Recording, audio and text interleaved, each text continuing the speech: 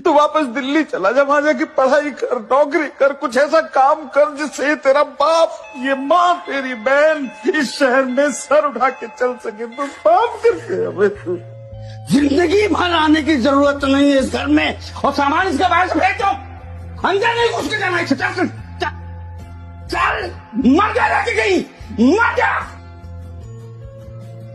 कुदरत, आदमियों को कलर नहीं पता, आदमियों को ऑरेंज, रेड और पिंक में डिफरेंस नहीं पता। अरे नहीं पता यार, जब ये सब जानना था ना उस टाइम पे हम हिसाब लगा रहे थे अपने खानदानी कर्जे का और आने वाली जिम्मेदारियों का, नहीं पता कर पाए। क्योंकि क्या है कि सबको संभालने वालों को संभालने वाले कम होते हैं। हम किसी को कहते नहीं ना यार कि हमारे दिल में क्या चल रहा है, हमारे जहन में क्या चल रहा है, इस तरह के मेंटल स्ट्रेस से हम गुजर रहे हैं। अपनों को तो हम कहाँ बताते हैं।